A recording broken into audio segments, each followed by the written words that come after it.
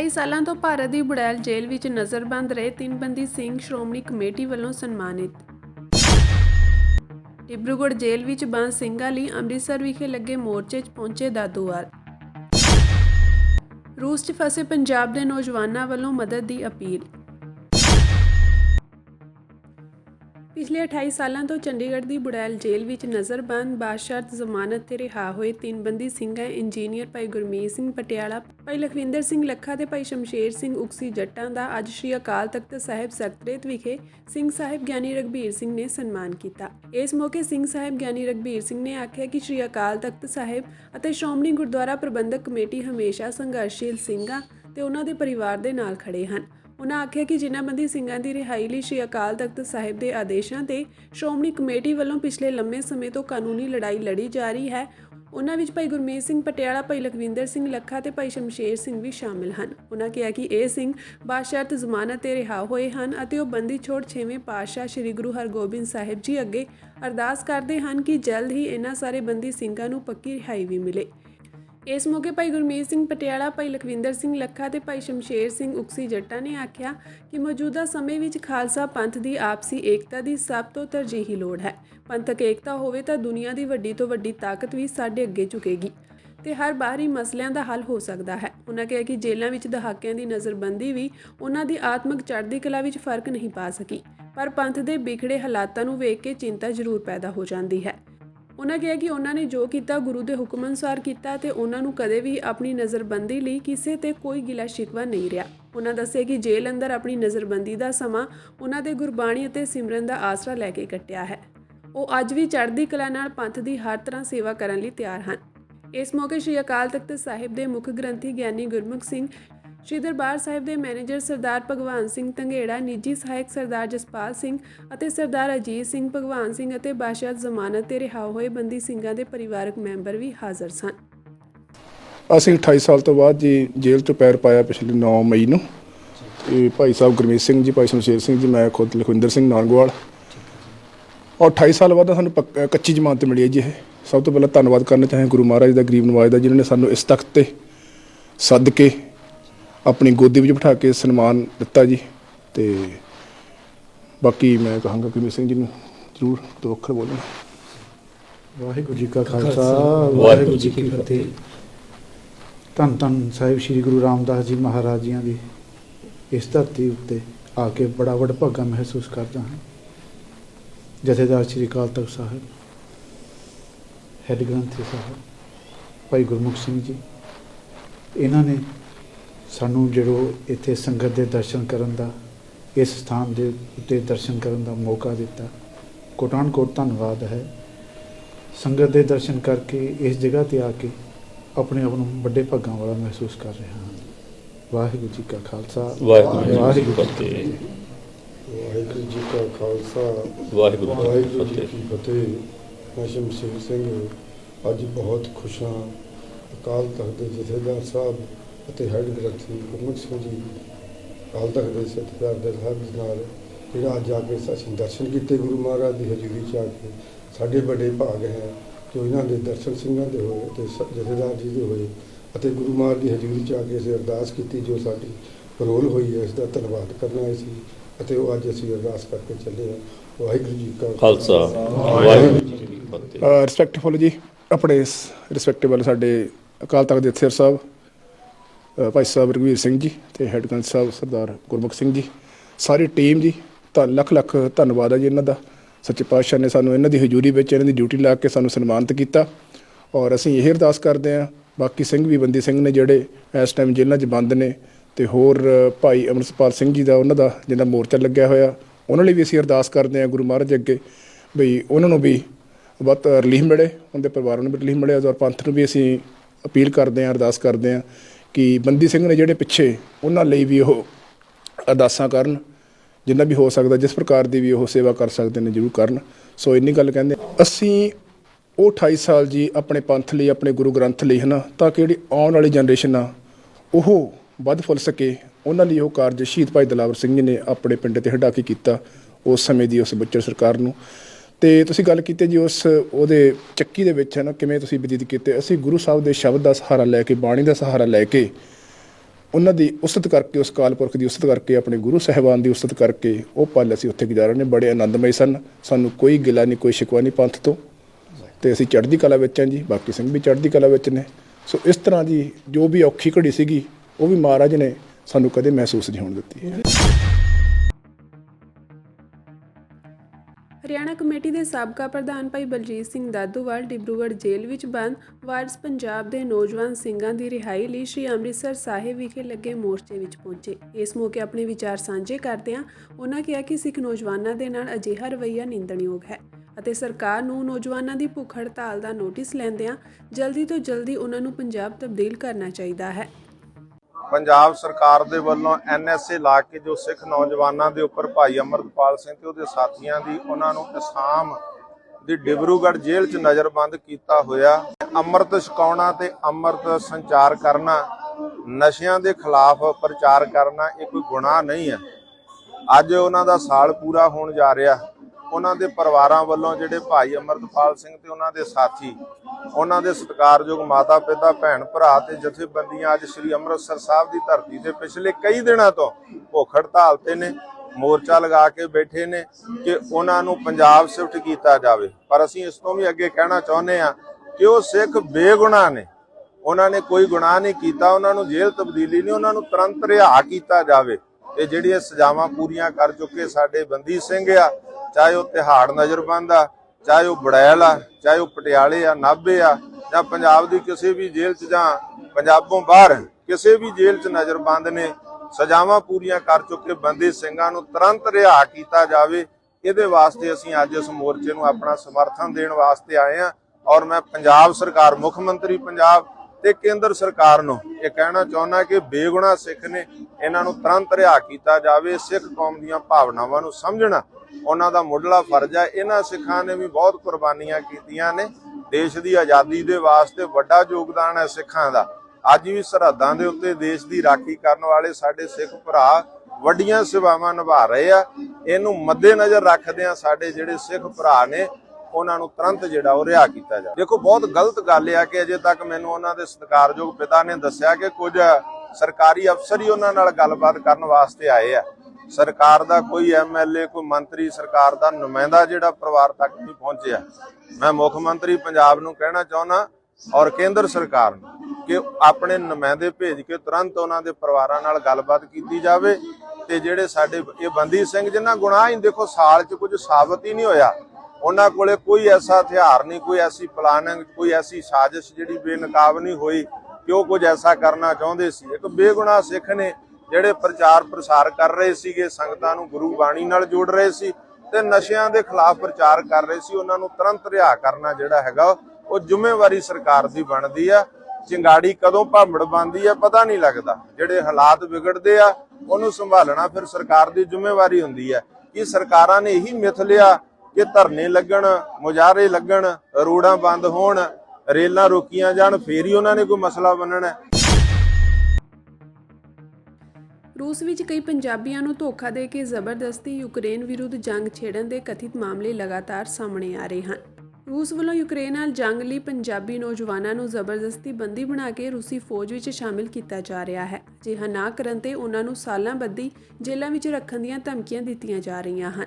ਇਸ ਸੰਬੰਧੀ ਦੀਨਾਨਗਰ ਦੇ ਇੱਕ ਪਰਿਵਾਰ ਨੇ ਕੇਂਦਰ ਅਤੇ ਪੰਜਾਬ ਸਰਕਾਰ ਤੋਂ ਮਦਦ ਮੰਗੀ ਹੈ। ਦੀਨਾਨਗਰ ਦੇ ਪਿੰਡ ਅਵਾਂਖਾ ਵਾਸੀ ਨਵਦੀਪ ਕੌਰ ਨੇ ਦੱਸਿਆ ਕਿ ਉਸ ਦਾ ਭਰਾ ਰਵਨੀਤ ਸਿੰਘ ਕਰੀਬ 4 ਮਹੀਨੇ ਪਹਿਲਾਂ ਇੱਕ ਏਜੰਟ ਰਾਹੀਂ ਸੈਲਾਨੀ ਵੀਜ਼ੇ ਤੇ ਰੂਸ ਗਿਆ ਸੀ। ਰਵਨੀਤ ਉੱਥੇ ਰਹਿੰਦੇ ਦੀਨਾਨਗਰ ਦੇ ਪਿੰਡ ਜੰਡਿਆ ਦੇ ਇੱਕ ਹੋਰ ਨੌਜਵਾਨ ਵਿਕਰਮ ਸਿੰਘ ਨਾਲ ਬਾਹਰ ਕਿਤੇ ਘੁੰਮਣ ਨਿਕਲ ਗਿਆ, ਜਿਸ ਦੌਰਾਨ ਰੂਸੀ ਪੁਲਿਸ ਨੇ ਉਹਨਾਂ ਨੂੰ ਗ੍ਰਿਫਤਾਰ ਕਰਕੇ ਰੂਸੀ ਫੌਜ ਦੇ ਹਵਾਲੇ ਕਰ ਦਿੱਤਾ ਅਤੇ ਹੁਣ ਉਸ ਤੇ ਯੂਕਰੇਨ ਵਿਰੁੱਧ ਜੰਗ ਲੜਨ ਲਈ ਦਬਾਅ ਪਾਇਆ ਜਾ ਰਿਹਾ ਹੈ। ਦੋਵਾਂ ਦੇ ਪਰਿਵਾਰਾਂ ਨੇ ਕੇਂਦਰ ਅਤੇ ਪੰਜਾਬ ਸਰਕਾਰਾਂ ਨੂੰ ਉਹਨਾਂ ਦੇ ਬੱਚਿਆਂ ਨੂੰ ਬਚਾਉਣ ਦੀ ਅਪੀਲ ਕੀਤੀ ਹੈ।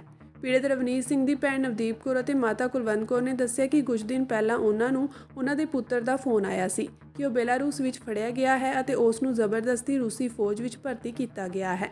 ਹੁਣ ਉਹਨਾਂ ਨੂੰ ਯੂਕਰੇਨ ਵਿੱਚ ਜੰਗ ਵਿੱਚ ਭੇਜਣ ਦੀ ਤਿਆਰੀ ਕੀਤੀ ਜਾ ਰਹੀ ਹੈ। ਪੀੜਤਾਂ ਨੇ ਇਸ ਸੰਬੰਧੀ ਟਵਿੱਟਰ ਤੇ ਇੱਕ ਵੀਡੀਓ ਵੀ ਪਾਈ ਹੈ, ਜਿਸ ਵਿੱਚ ਦੱਸਿਆ ਜਾ ਰਿਹਾ ਹੈ ਕਿ ਹੁਸ਼ਿਆਰਪੁਰ ਦੇ ਕੁਝ ਨੌਜਵਾਨ ਵੀ ਉੱਥੇ ਫਸੇ ਹੋਏ ਹਨ। ਇਹਨਾਂ ਨੌਜਵਾਨਾਂ ਨੇ ਇੱਕ ਵੀਡੀਓ ਜਾਰੀ ਕਰਕੇ ਭਾਰਤ ਸਰਕਾਰ ਤੋਂ ਮਦਦ ਦੀ ਅਪੀਲ ਕੀਤੀ ਹੈ। ਵੀਡੀਓ ਵਿੱਚ ਇਹ ਸਾਰੇ ਫੌਜ ਦੀ ਵਰਦੀ ਪਹਿਨੇ ਨਜ਼ਰ ਆ ਰਹੇ ਹਨ। ਇਹਨਾਂ ਵਿੱਚੋਂ ਗਗਨਦੀਪ ਸਿੰਘ ਨਾਂ ਦਾ ਨੌਜਵਾਨ ਆਪਣਾ ਪੂਰਾ ਦਰਦ ਬਿਆਨ ਕਰ ਰਿਹਾ ਹੈ। ਉਹਨਾਂ ਮੁਤਾਬਕ ਉਹ 27 ਦਸੰਬਰ ਨੂੰ ਨਵਾਂ ਸਾਲ ਮਨਾਉਣ ਲਈ ਆਪਣੇ ਦੋਸਤਾਂ ਨਾਲ ਰੂਸ ਲਈ ਰਵਾਨਾ ਹੋਇਆ ਸੀ। ਉਹ ਰੂਸ ਦਾ 90 ਦਿਨਾਂ ਦਾ ਵੀਜ਼ਾ ਲੈ ਕੇ ਗਿਆ ਸੀ। ਉੱਥੇ ਇੱਕ ਏਜੰਟ ਨੇ ਉਹਨਾਂ ਨੂੰ ਬੇਲਾਰੂਸ ਲੈ ਜਾਣ ਦੀ ਪੇਸ਼ਕਸ਼ ਕੀਤੀ। ਉਹ ਸਾਰੇ ਬਿਨਾਂ ਵੀਜ਼ੇ ਦੇ ਬੇਲਾਰੂਸ ਚਲੇ ਗਏ ਕਿਉਂਕਿ ਉਹਨਾਂ ਨੂੰ ਇਹ ਨਹੀਂ ਪਤਾ ਸੀ ਕਿ ਉੱਥੇ ਵੀਜ਼ੇ ਦੀ ਲੋੜ ਹੈ। ਉੱਥੇ ਉਸ ਨੂੰ ਪੁਲਿਸ ਨੇ ਫੜ ਲਿਆ ਤੇ ਰੂਸੀ ਅਧਿਕਾਰੀਆਂ ਦੇ ਹਵਾਲੇ ਕਰ ਦਿੱਤਾ।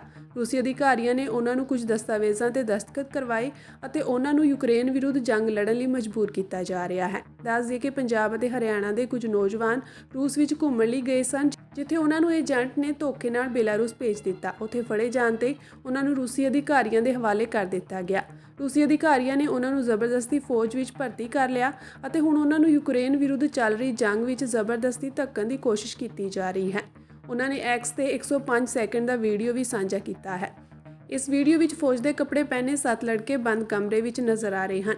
ਇਨ੍ਹਾਂ ਵਿੱਚੋਂ ਇੱਕ ਨੌਜਵਾਨ ਗਗਨਦੀਪ ਵੀਡੀਓ ਰਿਕਾਰਡ ਕਰ ਰਿਹਾ ਹੈ ਅਤੇ ਆਪਣੀ ਸਥਿਤੀ ਬਿਆਨ ਕਰ ਰਿਹਾ ਹੈ ਅਤੇ ਸਰਕਾਰ ਤੋਂ ਮਦਦ ਦੀ ਅਪੀਲ ਕਰ ਰਿਹਾ ਹੈ। ਗਗਨਦੀਪ ਦੱਸਦਾ ਹੈ ਕਿ ਉਹ ਨਵੇਂ ਸਾਲ ਨੂੰ ਰੂਸ ਘੁੰਮਣ ਆਇਆ ਸੀ। ਇੱਕ ਏਜੰਟ ਉਸ ਨੂੰ ਕਈ ਥਾਵਾਂ ਤੇ ਲੈ ਗਿਆ। ਇਸ ਤੋਂ ਬਾਅਦ ਏਜੰਟ ਨੇ ਕਿਹਾ ਕਿ ਉਹ ਉਸ ਨੂੰ ਬੇਲਾਰੂਸ ਲੈ ਜਾਵੇਗਾ। ਉਹਨਾਂ ਲੋਕਾਂ ਨੂੰ ਇਹ ਨਹੀਂ ਪਤਾ ਸੀ ਕਿ ਬੇਲਾਰੂਸ ਜਾਣ ਲਈ ਵੀਜ਼ੇ ਦੀ ਲੋੜ ਹੁੰਦੀ ਹੈ। ਇਸ ਤੋਂ ਬਾਅਦ ਏਜੰਟ ਨੇ ਪੈਸੇ ਮੰਗਣੇ ਸ਼ੁਰੂ ਕੀਤੇ। ਹਰ ਕਿਸੇ ਨੇ ਏਜੰਟ ਨੂੰ ਜੋ ਵੀ ਪੈਸੇ ਸਨ ਦੇ ਦਿੱਤੇ। ਇਸ ਤੋਂ ਬਾਅਦ ਜਦੋਂ ਬਾਕੀ ਪੈਸੇ ਨਹੀਂ ਦਿੱਤੇ ਗਏ ਤਾਂ ਏਜੰਟ ਨੇ ਉਹਨਾਂ ਨੂੰ ਹਾਈਵੇ ਤੇ ਛੱਡ ਦਿੱਤਾ, ਜਿੱਥੇ ਪੁਲਿਸ ਨੇ ਉਹਨਾਂ ਨੂੰ ਫੜ ਕੇ ਰੂਸੀ ਫੌਜ ਦੇ ਹਵਾਲੇ ਕਰ ਦਿੱਤਾ। ਰੂਸੀ ਫੌਜ ਨੇ ਧਮਕੀ ਦਿੱਤੀ ਹੈ ਕਿ ਹਰ ਕੋਈ ਕੰਮ ਕਰਨ ਲਈ ਇਕਰਾਰਨਾਮੇ ਤੇ ਦਸਤਖਤ ਕਰੇ, ਨਹੀਂ ਤਾਂ ਉਹਨਾਂ ਨੂੰ 10 ਸਾਲ ਦੀ ਕੈਦ ਦੀ ਸਜ਼ਾ ਦਿੱਤੀ ਜਾਵੇਗੀ। ਇਸ ਤੋਂ ਬਾਅਦ ਆਰਮੀ ਨੇ ਸਾਰਿਆਂ ਨੂੰ ਸਾਈਨ ਕਰਵਾ ਕੇ ਟ੍ਰੇਨਿੰਗ ਸ਼ੁਰੂ ਕਰ ਦਿੱਤੀ। ਉਦੋਂ ਹੀ ਨੌਜਵਾਨਾਂ ਨੂੰ ਅਹਿਸਾਸ ਹੋਇਆ ਕਿ ਉਹਨਾਂ ਨਾਲ ਧੋਖਾ ਹੋਇਆ ਹੈ। ਗਗਨਦੀਪ ਦਾ ਕਹਿਣਾ ਹੈ ਕਿ ਉਹਨਾਂ ਨੂੰ ਬੰਦੂਕ ਚਲਾਉਣੀ ਵੀ ਨਹੀਂ ਆਉਂਦੀ। ਰੂਸ ਉਹਨਾਂ ਨੂੰ ਕਿਸੇ ਵੀ ਸਮੇਂ ਯੂਕਰੇਨ ਵਿਰੁੱਧ ਜੰਗ ਲੜਨ ਲਈ ਤਾਇਨਾਤ ਕਰ ਸਕਦਾ ਹੈ। ਕਈ ਨੌਜਵਾਨਾਂ ਨੂੰ ਪਹਿਲਾਂ ਹੀ ਜੰਗ ਲਈ ਭੇਜਿਆ ਜਾ ਚੁੱਕਿਆ ਹੈ। ਰਿਪੋਰਟ ਵਿੱਚ ਦੱਸਿਆ ਗਿਆ ਸੀ ਕਿ ਰੂਸੀ ਕੰਪਨੀਆਂ ਨੇ ਇਹਨਾਂ ਭਾਰਤੀਆਂ ਨੂੰ ਸਹਾਇਕ ਵਜੋਂ ਕੰਮ ਕਰਨ ਲਈ ਤਾਇਨਾਤ ਕੀਤਾ ਸੀ। ਇਸ ਤੋਂ ਬਾਅਦ ਉਸ ਨੂੰ ਰੂਸ ਦੀ ਨਿੱਜੀ ਫੌਜ ਕਹੇ ਜਾਣ ਵਾਲੇ ਵੈਗਨਰ ਗਰੁੱਪ ਵਿੱਚ ਭਰਤੀ ਕੀਤਾ ਗਿਆ ਅਤੇ ਯੁੱਧ ਦੇ ਮੈਦਾਨ ਵਿੱਚ ਛੱਡ ਦਿੱਤਾ ਗਿਆ। ਇਹਨਾਂ ਨੌਜਵਾਨਾਂ ਦੇ ਪਰਿਵਾਰਕ ਮੈਂਬਰਾਂ ਨੇ ਦੱਸਿਆ ਕਿ ਦਸੰਬਰ 2023 ਵਿੱਚ ਕੁਝ ਏਜੰਟਾਂ ਨੇ ਨੌਕਰੀ ਦੇ ਨਾਂ ਤੇ ਇਹਨਾਂ ਨੌਜਵਾਨਾਂ ਨੂੰ ਧੋਖੇ ਨਾਲ ਰੂਸ ਭੇਜਿਆ ਸੀ। ਹੁਣ ਇਹ ਨੌਜਵਾਨ ਮਦਦ ਦੀ ਗੁਹਾਰ ਲਾ ਰਹੇ ਹਨ। नमस्कार, हम सब साथी रशिया घूमने के लिए आए थे नवे साल पर और हमें यहाँ पर एक एजेंट मिला। उसने हमें यहाँ पर घुमाया फिराया रशिया में और वो बाद में हमें बोला कि मैं आप सबको बेलारूस के लिए ले चलता हूँ, वहाँ पर आप सबको घुमा फिरा के लाता हूँ। और वो हमें बेलारूस लेकर चला गया। हमें इस बात का नहीं पता था वहाँ पर वीज़े की ज़रूरत होती है। वो हमें ऐसे ही लेके चला गया और वहाँ जाकर हमसे वो पैसे मांगने लगा। मतलब जो उसने पहले पैसे मांगे थे हमने वो दे दिए। उसके बाद और पैसे मांगने लगा। हमारे पास और पैसे नहीं थे। उसने हमको ना वहीं पर बेलारूस हाईवे पर छोड़ दिया और वहाँ फिर हमको पुलिस ने पकड़ लिया। पुलिस ने पकड़कर रशिया आर्मी को दे दिया हमें। रशिया आर्मी ने हमें पता नहीं कहाँ पर रखा, 3 से 4 दिन रखा। और हमारे आगे एक हमारी भाषा वाला बंदा आया, मतलब उससे फ़ोन पर बात करवाई और हमारे आगे शर्त रखी, या तो आप सबको 10 साल की जेल होगी या फिर हमारे साथ एक कॉन्ट्रैक्ट साइन कर लो जिसमें आपको कुछ नहीं करना है।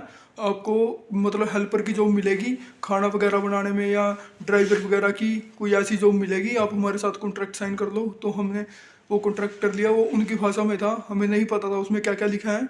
और उसके बाद उन्होंने हमें ट्रेनिंग सेंटर पर डाल दिया। वहाँ हमें जाके पता चला भी हमारे साथ धोखा हुआ है। उन्होंने हमें आर्मी में भर्ती कर लिया है। वहाँ पर हमारे साथ ट्रेनिंग दी गई। ट्रेनिंग देने के बाद हमें यहाँ पर यूक्रेन छोड़ दिया गया। यूक्रेन हमारे साथ हमारे जो साथी थे उनको ना फ्रंट लाइन पर डाल दिया गया है। हमारे साथ और भी साथी थे और हम 7 बंदे हैं जो कि 1 या 2 दिन के अंदर हमें भी कह रहे हैं कि आपको फ्रंट लाइन में डालेंगे और आप सबको युद्ध लड़ना पड़ेगा। हम बिल्कुल भी युद्ध के लिए नहीं तैयार हैं। हमें किसी को भी अच्छे से बंदूक भी नहीं पकड़नी आती और ये हमें फ्रंट लाइन पर डालना चाहते हैं। हमारी इंडियन एम्बेसी से और भारत सरकार से आशा है कि हमें सबको यहाँ से। ਅਕਾਲੀ ਆਗੂ ਵਿਕਰਮ ਮਜੀਠੀਆ ਨੇ ਸੀਐਮ ਪੰਜਾਬ ਭਗਵੰਤ ਮਾਨ ਤੇ ਵੱਡੇ ਇਲਜ਼ਾਮ ਲਾਏ ਹਨ। ਉਹਨਾਂ ਕਿਹਾ ਕਿ ਜੋ ਭਗਵੰਤ ਮਾਨ ਅਤੇ ਮਨੋਹਰ ਲਾਲ ਦਾ ਕਿਸਾਨਾਂ ਦੇ ਉਲਟ ਜੁਆਇੰਟ ਐਕਸ਼ਨ ਫਿਕਸਡ ਮੈਚ ਚੱਲ ਰਿਹਾ ਸੀ, ਅੱਜ ਉਸ ਦਾ ਪਰਦਾਫਾਸ਼ ਮਾਣਯੋਗ ਹਾਈ ਕੋਰਟ ਨੇ ਵੀ ਕੀਤਾ ਹੈ। 0 FIR ਦਰਜ ਕਰਨਾ ਮਾਣਯੋਗ ਹਾਈ ਕੋਰਟ ਨੇ ਉਸ ਨੂੰ ਗਲਤ ਠਹਿਰਾਇਆ ਹੈ। ਉਹਨਾਂ ਕਿਹਾ ਕਿ ਮੈਂ ਮੰਗ ਕਰਦਾ ਹਾਂ ਜਿਨ੍ਹਾਂ ਨੇ ਇਸ FIR ਨੂੰ ਜ਼ੀਰੋ ਕੀਤਾ, ਸਬੂਤ ਮਿਟਾਏ। ਮੁੱਖ ਮੰਤਰੀ ਤੇ ਗ੍ਰਹਿ ਮੰਤਰੀ ਭਗਵੰਤ ਮਾਨ ਤੇ ਪਰਚਾ ਦਰਜ ਹੋਣਾ ਚਾਹੀਦਾ ਹੈ। ਅੱਜ ਜਿਹੜੀ PIL Punjab and Haryana high court 'ਚ ਪਈ ਸੀ, ਉਹਦੇ 'ਚ ਆਨਰੇਬਲ ਹਾਈ ਕੋਰਟ ਨੇ ਅੱਜ ਬੜੀ ਇੰਪੋਰਟੈਂਟ ਜੱਜਮੈਂਟ ਪਾਸ ਕੀਤੀ ਹੈ। ਔਰ ਭਗਵੰਤ ਮਾਨ ਜੀ ਜੋ ਮੈਂ ਸਮਝਦਾ ਹਾਂ ਕਿ ਇਸ ਗੱਲ ਤੇ ਉਹਨਾਂ ਦੀ ਮਸ਼ਹੂਰੀ ਹੈ ਕਿ ਉਹ ਇੱਕ ਪਲਟੂ ਰਾਮ ਦੇ ਰੂਪ 'ਚ ਕਿਵੇਂ ਕਿਸਾਨਾਂ ਨੂੰ ਧੋਖਾ ਦੇ ਰਹੇ ਸੀ ਉਹ ਗੱਲ ਅੱਜ ਜਗ ਜ਼ਾਹਰ ਹੋਈ ਆ। ਹਾਂ, ਆਨਰੇਬਲ ਹਾਈ ਕੋਰਟ ਨੇ ਜਿਹੜੇ ਸਵਾਲ 29 ਤਰੀਕ ਨੂੰ ਜਦੋਂ ਇਹਨਾਂ ਦੇ ਆਈਜੀ ਸਾਹਿਬ ਸੁਖਚੈਨ ਗਿੱਲ ਸਾਹਿਬ ਨੇ ਇੱਕ ਪ੍ਰੈਸ ਕਾਨਫਰੰਸ ਕਰਕੇ ਇਹ ਜਨਤਕ ਕੀਤਾ 29 ਨੂੰ ਕਿ ਅਸੀਂ FIR ਦਰਜ ਕਰਤੀ ਹੈ ਔਰ ਇਹ ਕਿਹਾ ਕਿ 0 FIR ਦਰਜ ਕੀਤੀ ਹੈ। ਮੈਂ ਉਸ ਦਿਨ ਹੀ ਆਪਦੀ ਇੱਕ ਟਵੀਟ ਕੀਤੀ ਸੀ, ਮੈਂ ਕਿਹਾ 0 FIR ਮਤਲਬ 0 ਰਿਜ਼ਲਟ। ਇਹ ਇੱਕ ਫਿਕਸਡ ਮੈਚ ਜੁਆਇੰਟ ਐਕਸ਼ਨ ਜਿਹੜਾ ਹਰਿਆਣਾ ਸਰਕਾਰ ਦਾ ਔਰ ਭਗਵੰਤ ਮਾਨ ਪਲਟੂ ਰਾਮ ਦਾ ਜਿਹੜਾ ਕਿਸਾਨਾਂ ਦੇ ਉਲਟ ਚੱਲ ਰਿਹਾ ਸੀ, ਅੱਜ ਉਹਦਾ ਪਰਦਾ ਫਾਸ਼ ਆਨਰੇਬਲ ਹਾਈ ਕੋਰਟ ਨੇ ਵੀ ਕੀਤਾ ਹੈ ਕਿ ਜੇ ਸ਼ੁਭ ਕਰਨ ਤੇ ਉਹਨਾਂ ਨੇ ਸਵਾਲ ਇਹ ਉਠਾਏ ਕਿ ਜਦੋਂ ਉਹਦੀ ਬਾਡੀ ਲੱਭੀ ਉਹ ਪੰਜਾਬ ਚੋਂ ਲੱਭੀ ਸੀ ਤੇ ਤੁਸੀਂ FIR ਕਿਉਂ ਨਹੀਂ ਦਰਜ ਕੀਤੀ। 0 FIR ਦਰਜ ਕਰਨਾ ਹੀ ਆਨਰੇਬਲ ਹਾਈ ਕੋਰਟ ਨੇ ਉਸ ਨੂੰ ਗਲਤ ਠਹਿਰਾਇਆ ਔਰ 21 ਤਰੀਕ ਨੂੰ ਇਹ ਹਾਦਸਾ ਵਾਪਰਿਆ, ਤੁਸੀਂ 7 ਦਿਨ ਬਾਅਦ ਇੰਨੀ ਡਿਲੇ ਕਿਉਂ। ਇਹ ਸਵਾਲ ਅੱਜ ਹਾਈ ਕੋਰਟ ਨੇ ਉਠਾਏ ਔਰ ਇਹ ਗੱਲ ਵੀ ਕਹੀ ਕਿ 0 FIR ਦਰਜ ਕਰਨੀ ਜਦੋਂ ਬਾਡੀ ਪੰਜਾਬ 'ਚ ਲੱਭੀ ਹੈ ਸ਼ੁਭ ਕਰਨ ਦੀ, ਇਹ ਗਲਤ ਸੀ।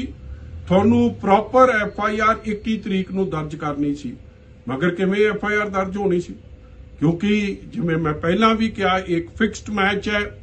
ਇਹ ਪੰਜਾਬ ਤੇ ਹਰਿਆਣਾ ਦੀ ਸਰਕਾਰ ਦਾ, ਭਾਜਪਾ ਤੇ ਆਪ ਦੀ ਸਰਕਾਰਾਂ ਦਾ ਇੱਕ ਜੁਆਇੰਟ ਐਕਸ਼ਨ ਸੀ ਕਿਸਾਨਾਂ ਦੇ ਖਿਲਾਫ ਤੇ ਸਲਾਹ ਮਸ਼ਵਰੇ ਬਾਅਦ ਤੋਂ FIR ਦਰਜ ਹੋਣੀ ਸੀ। ਇਹੀ ਕਾਰਨ ਬਣਿਆ ਕਿ ਅੱਜ ਇਹਨਾਂ ਸਾਰੀਆਂ ਚੀਜ਼ਾਂ ਨੂੰ ਲੈ ਕੇ ਕਈ ਲੋਕਾਂ ਨੇ PIL ਪਾਈਆਂ ਸੀ ਔਰ ਅੱਜ PIL ਦਾ ਨਤੀਜਾ ਇਹ ਆਇਆ ਕਿ ਇੱਕ ਆਨਰੇਬਲ ਹਾਈ ਕੋਰਟ ਨੇ ਇੱਕ ਕਮਿਸ਼ਨ ਕਹਿ ਲੋ ਕਮੇਟੀ ਦਾ ਗਠਨ ਕੀਤਾ ਜਿਹਦੇ 'ਚ ਇੱਕ ਰਿਟਾਇਰਡ ਹਾਈ ਕੋਰਟ ਦੇ ਜੱਜ ਸਾਹਿਬਾਨ ਨੂੰ ਨਿਯੁਕਤ ਕੀਤਾ ਜਾਊਗਾ, 2 ADGP, ਇੱਕ ਹਰਿਆਣੇ ਤੋਂ ਤੇ ਇੱਕ ਪੰਜਾਬ ਤੋਂ। ਇਹ ਸਾਰੀ ਗੱਲ ਦੀ ਤਹਿਕੀਕਾਤ ਕਰਨਗੇ। ਮਗਰ ਇਹ ਸਾਰਾ ਕੁਝ ਕਿਉਂ ਕਰਨਾ ਪੈ ਰਿਹਾ ਹੈ? ਕਿਉਂਕਿ ਸਰਕਾਰਾਂ ਨੇ, ਭਗਵੰਤ ਮਾਨ ਦੀ ਸਰਕਾਰ ਨੇ, ਪਲਟੂ ਰਾਮ ਦੀ ਸਰਕਾਰ ਨੇ, ਇਹ ਸਟਾਊਟ ਦੀ ਸਰਕਾਰ ਨੇ ਕਿਸਾਨਾਂ ਨਾਲ ਜਿਹੜੇ ਬਾਰਡਰ ਤੇ ਬੈਠੇ ਉਹਨਾਂ ਨਾਲ ਧੋਖਾ ਕਰਨ ਦਾ ਕੰਮ ਕੀਤਾ। ਜੇ ਇਮਾਨਦਾਰੀ ਹੁੰਦੀ, ਜੇ ਸੋਚ ਚੰਗੀ ਹੁੰਦੀ, ਜੇ ਇਹਨਾਂ ਪਰ ਕਿਸਾਨਾਂ ਪ੍ਰਤੀ ਨੀਅਤ ਸਾਫ਼ ਹੁੰਦੀ ਤੇ ਪਹਿਲੇ ਦਿਨ FIR ਦਰਜ ਕਰਦੇ। ਔਰ ਇਹ ਗੱਲ ਵੀ ਅੱਜ ਆਨਰੇਬਲ ਹਾਈ ਕੋਰਟ ਨੇ ਪਿਨ ਪੁਆਇੰਟ ਕੀਤੀ ਹੈ। ਜਿਸ ਗੱਲ ਨੂੰ ਕਿਸਾਨ ਬੜੇ ਚਿਰ ਤੋਂ ਉਠਾ ਰਹੇ ਸੀ, ਆਪੋਜੀਸ਼ਨ ਉਠਾ ਰਹੀ ਸੀ ਕਿ ਉੱਥੇ ਰਬੜ ਬੁਲੇਟਸ ਨਹੀਂ, ਉੱਥੇ ਐਕਚੁਅਲ ਬੁਲੇਟਸ ਯੂਜ਼ ਹੋ ਰਹੀਆਂ ਨੇ।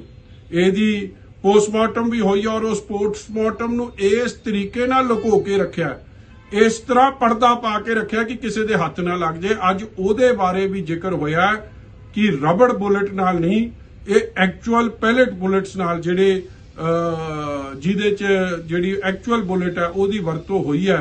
ਇਸ ਲਈ ਇਹ ਸਾਰੀ ਗੱਲਾਂ ਇੱਕ ਗੱਲ ਸਾਫ਼ ਸੰਕੇਤ ਦਿੰਦੀਆਂ ਨੇ ਕਿ ਭਗਵੰਤ ਮਾਨ ਪਲਟੂ ਰਾਮ ਇਹ ਟਾਊਟੀ ਕਰ ਰਿਹਾ ਹੈ ਔਰ ਕਿਸਾਨਾਂ ਨਾਲ ਧੋਖਾ ਕਰ ਰਿਹਾ ਹੈ। ਇਸ ਲਈ ਮੈਂ ਇਹ ਡਿਮਾਂਡ ਕਰਦਾ ਕਿ ਜਿਨ੍ਹਾਂ ਨੇ ਇਸ FIR ਨੂੰ ਜ਼ੀਰੋ ਕੀਤਾ, ਉਸ FIR ਨੂੰ ਜ਼ੀਰੋ ਕਰਨ ਵਾਲੇ ਹੋਮ ਮਿਨਿਸਟਰ ਸਾਹਿਬ ਦੇ ਖਿਲਾਫ ਵੀ ਪਰਚਾ ਦਰਜ ਹੋਵੇ, ਕਿਉਂਕਿ ਸਬੂਤ ਮਿਟਾਉਣਾ, ਸਬੂਤਾਂ ਨਾਲ ਖਿਲਵਾੜ ਕਰਨਾ ਇਹ ਵੀ ਜੁਰਮ ਹੈ ਔਰ ਇਸ ਜੁਰਮ ਲਈ ਜ਼ਿੰਮੇਵਾਰ ਟਾਊਟ ਭਗਵੰਤ ਮਾਨ ਹੈ। ਇਹਦੇ ਖਿਲਾਫ ਐਕਸ਼ਨ ਹੋਵੇ, ਪਰਚਾ ਦਰਜ ਹੋਵੇ।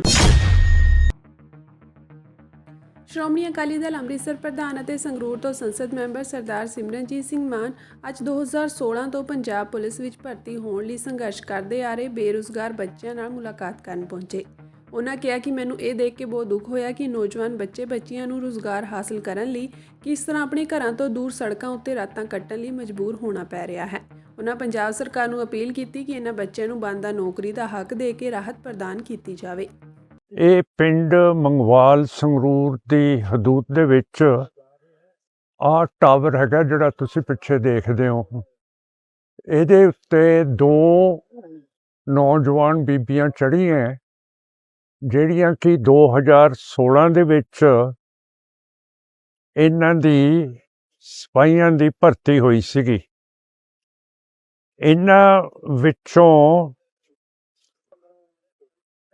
ਕਾਫੀ ਉਮੀਦਵਾਰ ਆਮ ਆਦਮੀ ਪਾਰਟੀ ਨੇ ਰਿਕਰੂਟ ਕਰ ਲਏ ਹੈ, ਪਰ ਅਜੇ ਤੱਕ 400 ਬੀਬੀਆਂ ਤੇ ਨੌਜਵਾਨ ਬੈਠੇ ਹੈ ਜਿਨ੍ਹਾਂ ਨੂੰ ਅਜੇ ਤੱਕ ਰਿਕਰੂਟ ਨਹੀਂ ਕੀਤਾ।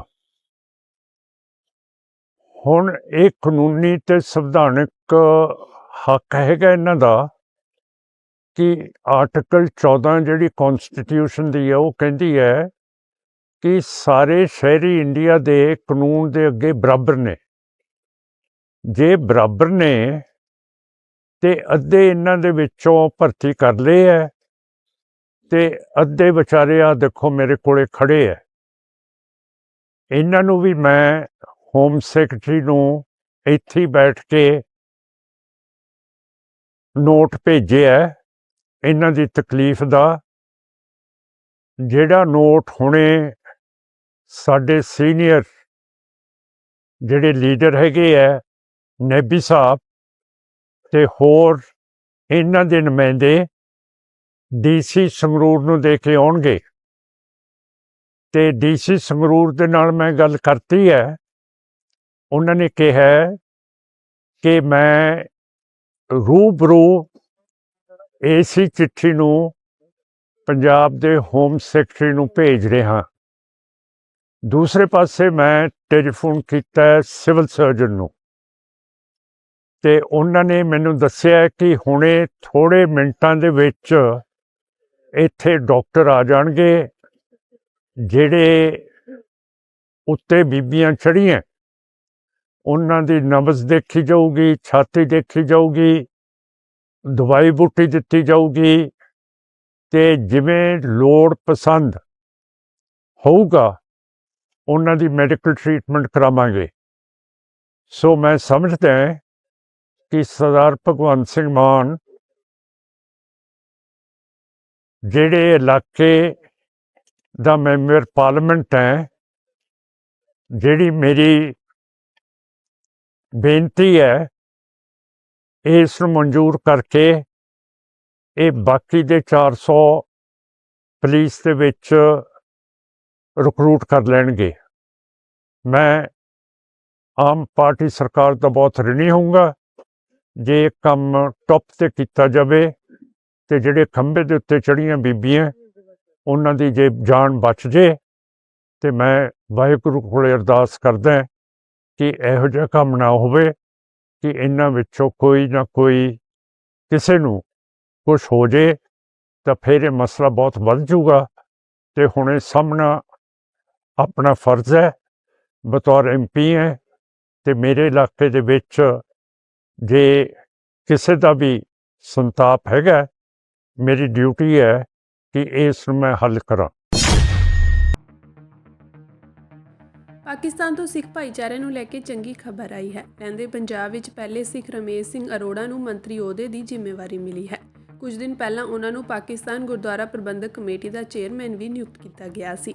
8 ਫਰਵਰੀ ਨੂੰ ਹੋਈਆਂ ਆਮ ਚੋਣਾਂ ਦੌਰਾਨ ਪਾਕਿਸਤਾਨ ਮੁਸਲਿਮ ਲੀਗ ਨਵਾਜ਼ ਸ਼ਰੀਫ ਦੀ ਪਾਰਟੀ ਨੂੰ ਪੰਜਾਬ ਸੂਬੇ ਵਿੱਚ ਬਹੁਮਤ ਮਿਲਿਆ ਸੀ। ਉਹਨਾਂ ਦੀ ਧੀ ਮਰੀਮ ਨਵਾਜ਼ ਲਹਿੰਦੇ ਪੰਜਾਬ ਦੀ ਪਹਿਲੀ ਮਹਿਲਾ ਮੁੱਖ ਮੰਤਰੀ ਬਣੀ ਸੀ। ਉਹਨਾਂ ਦੇ ਚਾਚਾ ਸ਼ਹਿਬਾਜ਼ ਸ਼ਰੀਫ ਦੇਸ਼ ਦੇ ਦੂਜੀ ਵਾਰ ਪ੍ਰਧਾਨ ਮੰਤਰੀ ਬਣੇ ਹਨ। ਰਮੇਸ਼ ਸਿੰਘ ਅਰੋੜਾ ਦੇ ਸਹੁੰ ਚੁੱਕ ਸਮਾਗਮ ਵਿੱਚ ਪੰਜਾਬੀ ਲੋਕ ਵਿਰਾਸਤ ਅਕਾਦਮੀ ਦੇ ਚੇਅਰਮੈਨ ਪ੍ਰੋਫੈਸਰ ਹਰਭਜਨ ਸਿੰਘ ਗਿੱਲ ਨੂੰ ਵੀ ਸੱਦਾ ਦਿੱਤਾ ਗਿਆ ਸੀ। ਉਹ ਗਵਰਨਰ ਹਾਊਸ ਪਹੁੰਚੇ ਅਤੇ ਉਹਨਾਂ ਨੂੰ ਮੁਬਾਰਕ ਦਿੱਤੀ। ਰਮੇਸ਼ ਸਿੰਘ ਅਰੋੜਾ ਨੇ ਸ਼੍ਰੀ ਨਨਕਾਣਾ ਸਾਹਿਬ ਦੇ ਹੈੱਡ ਗ੍ਰੰਥੀ ਭਾਈ ਦਇਆ ਸਿੰਘ ਅਤੇ ਡਾਕਟਰ ਕਲਿਆਣ ਸਿੰਘ ਦੇ ਜ਼ਰੀਏ ਹਰਭਜਨ ਸਿੰਘ ਗਿੱਲ ਨੂੰ ਸੱਦਾ ਭੇਜਿਆ ਸੀ, ਜੋ 33ਵੀਂ ਵਿਸ਼ਵ ਪੰਜਾਬੀ ਕਾਨਫਰੰਸ ਦੇ ਲਈ ਲਾਹੌਰ ਪਹੁੰਚੇ ਸਨ। 8 ਫਰਵਰੀ ਨੂੰ ਪਾਕਿਸਤਾਨ ਵਿੱਚ ਆਮ ਚੋਣਾਂ ਹੋਈਆਂ ਸਨ। ਇਮਰਾਨ ਖਾਨ ਦੇ ਆਜ਼ਾਦ ਉਮੀਦਵਾਰਾਂ ਨੂੰ 93 ਸੀਟਾਂ ਮਿਲੀਆਂ ਸਨ।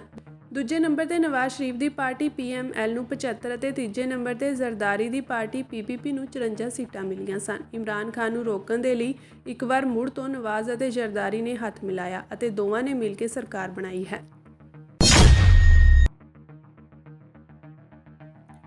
ਸਿੰਧ ਕਿਸਾਨ ਮੋਰਚਾ ਗੈਰ ਸਿਆਸੀ ਅਤੇ ਕਿਸਾਨ ਮਜ਼ਦੂਰ ਮੋਰਚਾ ਦੇ ਸੱਦੇ ਤੇ 13 ਫਰਵਰੀ ਤੋਂ ਸ਼ੁਰੂ ਹੋਏ ਕਿਸਾਨ ਅੰਦੋਲਨ 2 ਦਾ ਅੱਜ 24ਵਾਂ ਦਿਨ ਹੈ। ਇਸ ਦੌਰਾਨ ਹਰਿਆਣਾ ਦੇ ਰੋਹਤਕ ਵਿੱਚ ਅੱਜ ਇੱਕ ਸਰਬਖਾਪ ਪੰਚਾਇਤ ਹੋਈ, ਜਿਸ ਦੀ ਜਾਣਕਾਰੀ ਦਿੰਦੇ ਹੋਏ ਐਡਵੋਕੇਟ ਅਸ਼ੋਕ ਬੁਲਾਰਾ ਨੇ ਦੱਸਿਆ ਕਿ ਸਰਬਖਾਪ ਪੰਚਾਇਤ ਨੇ ਕਿਸਾਨ ਅੰਦੋਲਨ 2 ਦਾ ਸੰਪੂਰਨ ਸਮਰਥਨ ਕਰਨ ਦਾ ਫੈਸਲਾ ਲਿਆ ਹੈ ਅਤੇ ਪੰਚਾਇਤ ਨੇ ਸਰਕਾਰ ਨੂੰ ਮੰਗਾਂ ਮੰਨਣ ਸੰਬੰਧੀ ਚੇਤਾਵਨੀ ਵੀ ਦਿੱਤੀ ਹੈ। ਪ੍ਰੈਸ ਨੂੰ ਸੰਬੋਧਨ ਕਰਦਿਆਂ ਕਿਸਾਨ ਆਗੂ ਸਰਵਣ ਸਿੰਘ ਪੰਧੇਰ, ਮਨਜੀਤ ਘੁੰਮਣ, ਅਮਰੀਕ ਰਾੜਾ, ਸਤਨਾਮ ਸਿੰਘ ਬਾਗਰੀਆਂ ਅਤੇ ਐਡਵੋਕੇਟ ਅਸ਼ੋਕ ਬੁਲਾਰਾ ਨੇ ਜਾਣਕਾਰੀ ਦਿੱਤੀ ਕਿ 8 ਮਾਰਚ ਨੂੰ ਕੌਮਾਂਤਰੀ ਮਹਿਲਾ ਦਿਹਾੜੇ ਤੇ ਪੂਰੇ ਦੇਸ਼ ਭਰ ਤੋਂ ਭਾਰੀ ਸੰਖਿਆ ਵਿੱਚ ਬੀਬੀਆਂ ਦਾ ਜਥਾ ਸ਼ੰਭੂ ਅਤੇ ਖਨੌਰੀ ਮੋਰਚੇ ਉੱਤੇ ਪਹੁੰਚੇਗਾ। ਉਨ੍ਹਾਂ ਇਹ ਵੀ ਦੱਸਿਆ ਕਿ 6 ਮਾਰਚ ਨੂੰ ਜੋ ਮੋਰਚੇ ਤੋਂ ਦਿੱਲੀ ਕੂਚ ਦਾ ਐਲਾਨ ਕੀਤਾ ਗਿਆ ਸੀ, ਉਸ ਵਿੱਚ ਯੂਪੀ ਦੇ ਫਿਰੋਜ਼ਾਬਾਦ ਤੋਂ ਚੱਲ ਕੇ ਰੇਲ ਰਾਹੀਂ ਮੰਡਲ ਆਰਮੀ ਦਾ ਇੱਕ ਜਥਾ 3:30 ਵਜੇ ਜੰਤਰ ਮੰਤਰ ਪਹੁੰਚ ਚੁੱਕਿਆ ਹੈ। ਰਾਜਸਥਾਨ ਦੇ ਬਹਰਾ ਜ਼ਿਲ੍ਹੇ ਤੋਂ ਧਰਮਾ ਧਾਕੜ ਅਤੇ ਉਹਨਾਂ ਦੇ 50 ਸਾਥੀਆਂ ਨੂੰ ਰਾਜਸਥਾਨ ਵਿੱਚ ਭਾਜਪਾ ਦੀ ਰਾਜਸਥਾਨ ਪੁਲਿਸ ਨੇ ਕੱਲ੍ਹ ਰਾਤ ਹੀ ਡਿਟੇਨ ਕਰ ਲਿਆ ਸੀ ਅਤੇ ਹਾਲੇ ਤੱਕ ਵੀ ਉਹ ਪੁਲਿਸ ਹਿਰਾਸਤ ਵਿੱਚ ਹਨ। ਰਾਜਸਥਾਨ ਦੇ ਹੀ ਬੂੰਦੀ ਜ਼ਿਲ੍ਹੇ ਵਿੱਚੋਂ ਕਿਸਾਨਾਂ ਦਾ ਜਥਾ ਜੋ ਕਿ ਰੇਲ ਰਾਹੀਂ ਦਿੱਲੀ ਜਾ ਰਿਹਾ ਸੀ ਨੂੰ ਸਵਾਈ ਮਾਧੋਪੁਰ ਵਿੱਚ ਭਾਜਪਾ ਦੀ ਰਾਜਸਥਾਨ ਪੁਲਿਸ ਨੇ ਡਿਟੇਨ ਕਰ ਲਿਆ। ਰਾਜਸਥਾਨ ਦੇ ਹੀ ਦੌਸਾ ਜ਼ਿਲ੍ਹੇ ਵਿੱਚੋਂ 3:30 ਵਜੇ ਕਿਸਾਨਾਂ ਦਾ ਇੱਕ ਜਥਾ ਦਿੱਲੀ ਲਈ ਰਵਾਨਾ ਹੋਇਆ ਹੈ। ਇਸ ਦੇ ਨਾਲ ਹੀ ਮੱਧ ਪ੍ਰਦੇਸ਼ ਦੇ ਰਤਲਾਮ ਜ਼ਿਲ੍ਹੇ ਅਤੇ ਦੱਖਣ ਭਾਰਤ ਤੋਂ ਆ ਰਹੀਆਂ ਕਿਸਾਨ ਜਥੇਬੰਦੀਆਂ ਦੇ ਆਗੂਆਂ ਨਾਲ ਫਿਲਹਾਲ ਸੰਪਰਕ ਨਹੀਂ ਹੋ ਸਕਿਆ ਹੈ। ਉਹਨਾਂ ਦੱਸਿਆ ਕਿ ਪੱਛਮੀ ਬੰਗਾਲ ਤੋਂ ਕਿਸਾਨਾਂ ਦਾ ਜਥਾ ਟਿਕਟਾਂ ਨਾ ਮਿਲਣ ਕਰਕੇ ਚੱਲ ਨਹੀਂ ਸਕਿਆ ਹੈ ਅਤੇ ਜਿਵੇਂ ਹੀ ਉਹਨਾਂ ਨੂੰ ਟਿਕਟਾਂ ਮਿਲ ਜਾਣਗੀਆਂ ਤਾਂ ਉਹ ਦਿੱਲੀ ਵੱਲ ਰਵਾਨਾ ਹੋਣਗੇ। ਸਰਵਣ ਸਿੰਘ ਪੰਧੇਰ ਨੇ ਕੇਂਦਰ ਸਰਕਾਰ ਉੱਤੇ ਸਵਾਲ ਚੁੱਕਿਆ ਕਿ ਕਿਸਾਨਾਂ ਨੂੰ ਰੇਲ ਰਾਹੀਂ ਦਿੱਲੀ ਕਿਉਂ ਨਹੀਂ ਆਉਣ ਦਿੱਤਾ ਜਾ ਰਿਹਾ। ਉਹਨਾਂ ਕਿਹਾ ਕਿ ਇਸ ਤੋਂ ਦੋ ਚੀਜ਼ਾਂ ਸਾਫ਼ ਹੁੰਦੀਆਂ ਹਨ, ਇੱਕ ਤਾਂ ਸਰਕਾਰ ਕਿਸਾਨਾਂ ਨੂੰ ਦਿੱਲੀ ਵਿੱਚ ਆਉਣ ਨਹੀਂ ਦੇਣਾ ਚਾਹੁੰਦੀ ਅਤੇ ਦੂਸਰਾ ਇਹ ਕਿ ਕਿਸਾਨ ਅੰਦੋਲਨ ਪੂਰੇ ਭਾਰਤ ਵਿੱਚ ਫੈਲਿਆ ਹੋਇਆ ਹੈ, ਨਾ ਕਿ ਸਿਰਫ ਪੰਜਾਬ ਵਿੱਚ। ਉਹਨਾਂ ਦੱਸਿਆ ਕਿ 10 ਮਾਰਚ ਨੂੰ ਸੰਯੁਕਤ ਕਿਸਾਨ ਮੋਰਚਾ ਅਤੇ ਕਿਸਾਨ ਮਜ਼ਦੂਰ ਮੋਰਚਾ ਪੰਜਾਬ ਸਮੇਤ ਪੂਰੇ ਦੇਸ਼ ਭਰ ਵਿੱਚ ਰੇਲਾਂ ਰੋਕੇਗਾ। ਇਸ ਦੌਰਾਨ ਪੰਜਾਬ ਵਿੱਚ 22 ਜ਼ਿਲ੍ਹਿਆਂ ਵਿੱਚ ਰੇਲਾਂ ਰੋਕੀਆਂ ਜਾਣਗੀਆਂ। ਦੋਵਾਂ ਫੋਰਮਾਂ ਵੱਲੋਂ ਐਲਾਨ ਕੀਤਾ ਮੋਰਚਾ ਅੱਜ 24ਵੇਂ ਦਿਨ ਵਿੱਚ ਦਾਖਲ ਹੋ ਗਿਆ। ਅਸੀਂ ਸ਼ੰਭੂ ਬਾਰਡਰ ਦੀ ਸਟੇਜ ਤੋਂ ਬੋਲ ਰਹੇ ਹਾਂ ਔਰ ਜਿਹੜਾ ਅਸੀਂ ਕੇਂਦਰ ਸਰਕਾਰ ਦਾ ਚਿਹਰਾ ਨੰਗਾ ਕਰਨ ਵਾਸਤੇ ਦੂਜੇ ਸੂਬਿਆਂ ਨੂੰ ਜੰਤਰ ਮੰਤਰ ਤੇ ਦਿੱਲੀ ਜਾਣ ਦਾ ਐਲਾਨ ਕੀਤਾ ਸੀ। ਜਿਹੜੀ ਕੇਂਦਰ ਕਹਿੰਦੀ ਸੀ ਵੀ ਟਰੈਕਟਰ ਟਕਾਲੀਆਂ ਤੋਂ ਬਗੈਰ ਤੁਸੀਂ ਦਿੱਲੀ ਚਲੇ ਜਾਓ, ਕੱਲ ਦੇ 147 ਬੰਦੇ ਡਿਟੇਨ ਕੀਤੇ ਗਏ ਆ ਜਿਹੜੇ ਕਹਿੰਦੇ ਸੀ ਪੰਜਾਬ ਦਾ ਅੰਦੋਲਨ ਆ। ਪੰਜਾਬ ਹਰਿਆਣੇ ਨੇ ਕਿਹਾ ਅਸੀਂ ਬਾਰਡਰਾਂ ਤੇ ਬੈਠਾਂਗੇ, ਉਨੀ ਦੇਰ ਤੱਕ ਬੈਠਾਂਗੇ ਜਿੰਨੀ ਦੇਰ ਤੱਕ ਤੁਸੀਂ ਰਾਹ ਨਹੀਂ ਖੋਲ ਦਿੰਦੇ।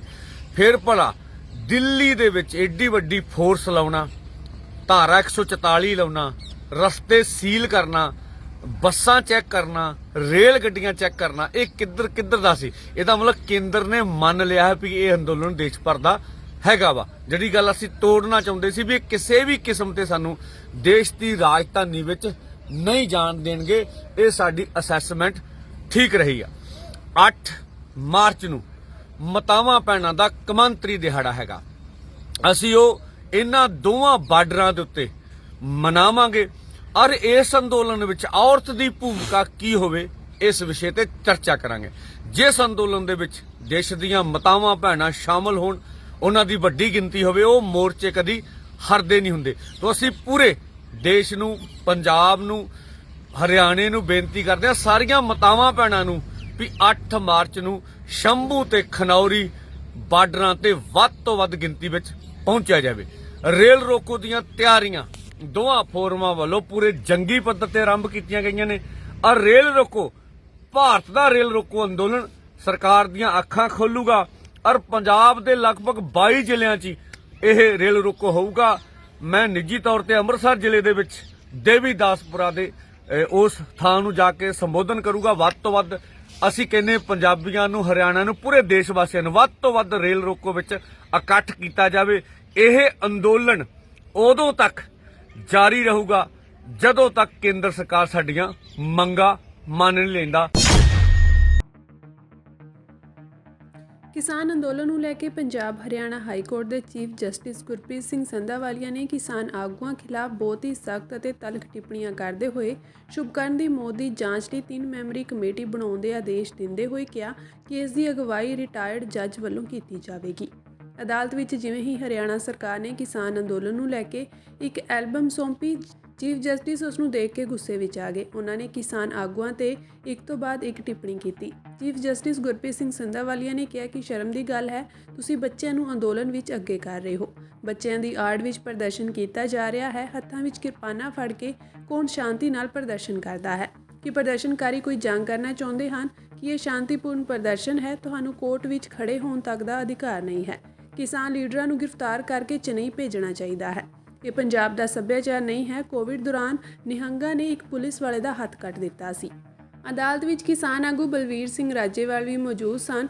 ਉਹਨਾਂ ਨੇ ਵੀ ਸ਼ੰਭੂ ਅਤੇ ਖਨੌਰੀ ਬਾਰਡਰ ਤੇ ਚੱਲੀ ਗੋਲੀਆਂ ਨੂੰ ਲੈ ਕੇ ਇੱਕ ਪਟੀਸ਼ਨ ਦਾਇਰ ਕੀਤੀ ਸੀ। ਅਦਾਲਤ ਨੇ ਸਿਰਫ ਕਿਸਾਨਾਂ ਨੂੰ ਹੀ ਫਟਕਾਰ ਨਹੀਂ ਲਗਾਈ, ਬਲਕਿ ਪੰਜਾਬ ਅਤੇ ਹਰਿਆਣਾ ਸਰਕਾਰ ਨੂੰ ਵੀ ਕਿਹਾ, ਤੁਸੀਂ ਆਪਣੀ ਜ਼ਿੰਮੇਵਾਰੀ ਸਹੀ ਤਰ੍ਹਾਂ ਨਹੀਂ ਨਿਭਾਈ ਹੈ। ਪਿਛਲੀ ਸੁਣਵਾਈ ਦੌਰਾਨ ਚੀਫ ਜਸਟਿਸ ਨੇ ਹਰਿਆਣਾ ਸਰਕਾਰ ਨੂੰ ਵੀ ਤਗੜੀ ਫਟਕਾਰ ਲਗਾਈ ਸੀ। ਅਦਾਲਤ ਦੀ ਇਹਨਾਂ ਟਿੱਪਣੀਆਂ ਤੇ ਕਿਸਾਨ ਆਗੂਆਂ ਦਾ ਬਿਆਨ ਵੀ ਸਾਹਮਣੇ ਆਇਆ ਹੈ। ਕਿਸਾਨ ਆਗੂ ਦਰਸ਼ਨਪਾਲ ਨੇ ਕਿਹਾ ਕਿ ਹਾਲਾਂਕਿ ਮੈਂ ਸ਼ੰਭੂ ਅਤੇ ਖਨੌਰੀ ਅੰਦੋਲਨ ਦਾ ਹਿੱਸਾ ਨਹੀਂ ਹਾਂ, ਪਰ ਹਰਿਆਣਾ ਨੇ ਸਿਰਫ ਇੱਕ ਤਰਫਾ ਤਸਵੀਰਾਂ ਦਿਖਾਈਆਂ ਹਨ। ਅਸੀਂ ਅਦਾਲਤ ਦੀ ਇਸ ਟਿੱਪਣੀ ਤੋਂ ਸਹਿਮਤ ਨਹੀਂ ਹਾਂ ਕਿ ਨੌਜਵਾਨ ਕਿਸਾਨ ਨਹੀਂ। ਜਿਹੜੇ ਕਿਸਾਨਾਂ ਦੇ ਘਰ ਪੈਦਾ ਹੋਇਆ ਹੈ ਉਹ ਕਿਸਾਨ ਹੈ। ਸਾਡਾ ਸੰਘਰਸ਼ ਸ਼ੁਰੂ ਤੋਂ ਹੀ ਸ਼ਾਂਤੀਪੂਰਨ ਸੀ। ਅਸੀਂ 2 ਸਾਲ ਪਹਿਲਾਂ ਸਾਬਿਤ ਵੀ ਕੀਤਾ ਸੀ। ਉਧਰ ਕਿਸਾਨ ਆਗੂ ਹਰਵਿੰਦਰ ਸਿੰਘ ਲੱਖੋਵਾਲ ਨੇ ਵੀ ਅਦਾਲਤ ਦੀ ਟਿੱਪਣੀ ਤੇ ਹੈਰਾਨੀ ਜ਼ਾਹਰ ਕੀਤੀ ਹੈ। ਉਹਨਾਂ ਕਿਹਾ ਕਿ ਅਦਾਲਤ ਜੇਕਰ ਸਾਨੂੰ ਜੇਲ੍ਹ ਵਿੱਚ ਪਾਉਣਾ ਚਾਹੁੰਦੀ ਹੈ ਤਾਂ ਅਸੀਂ ਤਿਆਰ ਹਾਂ। ਉਹਨਾਂ ਕਿਹਾ ਕਿ ਅਸੀਂ ਹਮੇਸ਼ਾ ਸ਼ਾਂਤੀਪੂਰਨ ਅੰਦੋਲਨ ਦੇ ਹੱਕ ਵਿੱਚ ਰਹਾਂਗੇ। ਤੁਸੀਂ 14 ਮਾਰਚ ਨੂੰ ਦਿੱਲੀ ਵਿੱਚ ਸਾਡਾ ਪ੍ਰਦਰਸ਼ਨ ਵੇਖ ਸਕਦੇ ਹੋ। ਅਸੀਂ ਬਿਨਾਂ ਕਿਸੇ ਹਥਿਆਰ ਦੇ ਦਿੱਲੀ ਜਾਵਾਂਗੇ। ਹਰਿਆਣਾ ਸਰਕਾਰ ਨੇ ਜਿਹੜੀ ਤਸਵੀਰਾਂ ਦਿਖਾਈਆਂ ਹਨ ਉਹ ਗਲਤ ਹਨ। ਅਸੀਂ ਅਗਲੀ ਸੁਣਵਾਈ ਵਿੱਚ ਅਦਾਲਤ ਦੇ ਸਾਹਮਣੇ ਆਪਣੀਆਂ ਤਸਵੀਰਾਂ ਵੀ ਰੱਖਾਂਗੇ।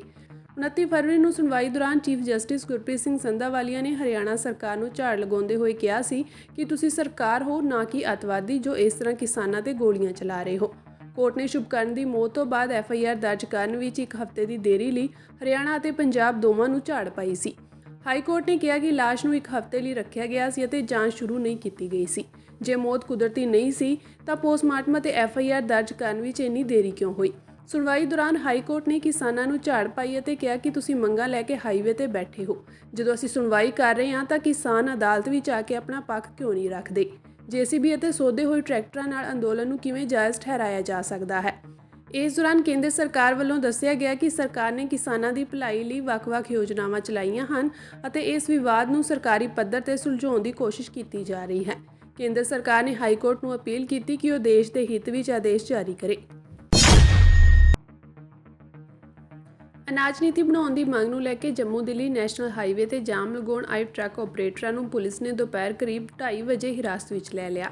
ਇਸ ਤੋਂ ਬਾਅਦ ਗੁੱਸੇ ਵਿੱਚ ਆਏ ਵਰਕਰਾਂ ਨੇ ਲਾਡੋਵਾਲ ਟੋਲ ਪਲਾਜ਼ਾ ਦੇ ਆਸ-ਪਾਸ ਧਰਨਾ ਦਿੱਤਾ, ਜਿਸ ਕਾਰਨ ਪੂਰਾ ਹਾਈਵੇ ਜਾਮ ਹੋ ਗਿਆ। ਲੁਧਿਆਣਾ ਪੁਲਿਸ ਨੇ ਹਲਕੇ ਬਲ ਦੀ ਵਰਤੋਂ ਕਰਦਿਆਂ ਹੈਪੀ ਸੰਧੂ ਅਤੇ ਹੋਰ ਮਜ਼ਦੂਰ ਯੂਨੀਅਨ ਆਗੂਆਂ ਨੂੰ ਹਿਰਾਸਤ ਵਿੱਚ ਲੈ ਲਿਆ ਹੈ। ਦੱਸ ਦਈਏ ਕਿ ਇਸ ਤੋਂ ਪਹਿਲਾਂ ਵੀ ਟਰੱਕ ਯੂਨੀਅਨ ਦੀ ਅਗਵਾਈ ਵਿੱਚ ਕਿਸਾਨ ਜਲੰਧਰ ਲੁਧਿਆਣਾ ਵਿਚਕਾਰ ਨੈਸ਼ਨਲ ਹਾਈਵੇ ਤੇ ਫਿਲੌਰ ਵਿਖੇ ਲਾਡੋਵਾਲ ਟੋਲ ਪਲਾਜ਼ਾ ਨੂੰ ਬੰਦ ਕਰਨ ਲਈ ਆਏ ਸਨ, ਪਰ ਫਿਰ ਪੁਲਿਸ ਨੇ ਉਹਨਾਂ ਨੂੰ ਕਿਸੇ ਤਰ੍ਹਾਂ ਉੱਥੋਂ ਪਾਸੇ ਕਰ ਦਿੱਤਾ। ਹੈਪੀ ਸੰਧੂ ਦੇ ਸੱਦੇ ਅਨੁਸਾਰ ਇਹ ਧਰਨਾ ਸਵੇਰੇ 12 ਵਜੇ ਤੋਂ ਸ਼ਾਮ 4 ਵਜੇ ਤੱਕ ਜਾਰੀ ਰਹਿਣਾ ਸੀ, ਪਰ ਪੁਲਿਸ ਨੇ ਧਰਨਾ ਪਹਿਲਾਂ ਹੀ ਚੁਕਵਾ ਦਿੱਤਾ। ਦੱਸ ਦਈਏ ਕਿ ਹਾਈਵੇ ਜਾਮ ਕਾਰਨ ਲੋਕਾਂ ਨੂੰ ਕਾਫੀ ਦਿੱਕਤਾਂ ਦਾ ਸਾਹਮਣਾ ਕਰਨਾ ਪੈ ਰਿਹਾ ਸੀ। ਲੁਧਿਆਣਾ ਤੋਂ ਜਲੰਧਰ, ਅੰਮ੍ਰਿਤਸਰ, ਹੁਸ਼ਿਆਰਪੁਰ ਅਤੇ ਜੰਮੂ ਅਤੇ ਲੁਧਿਆਣਾ ਤੋਂ ਹਰਿਆਣਾ ਅਤੇ ਦਿੱਲੀ ਨੂੰ ਜਾਣ ਵਾਲੀ ਸੜਕ ਪੂਰੀ ਤਰ੍ਹਾਂ ਜਾਮ ਹੋ ਗਈ ਸੀ। ਫਿਲਹਾਲ ਪੁਲਿਸ ਵੱਲੋਂ ਕੋਈ ਡਾਇਵਰਜ਼ਨ ਨਕਸ਼ਾ ਜਾਰੀ ਨਹੀਂ ਕੀਤਾ ਗਿਆ ਹੈ। ਧਰਨੇ ਦੀ ਸੂਚਨਾ ਮਿਲਦਿਆਂ ਹੀ ਵੱਡੀ ਗਿਣਤੀ ਵਿੱਚ ਪੁਲਿਸ ਫੋਰਸ ਉੱਥੇ ਪਹੁੰਚ ਗਈ। ਇਸ ਤੋਂ ਬਾਅਦ ਪੁਲਿਸ ਨੇ ਜਾਮ ਖੁਲਵਾਇਆ ਤੇ ਟਰੱਕ ਆਪਰੇਟਰਾਂ ਨੂੰ ਇੱਕ ਪਾਸੇ ਧੱਕ ਦਿੱਤਾ।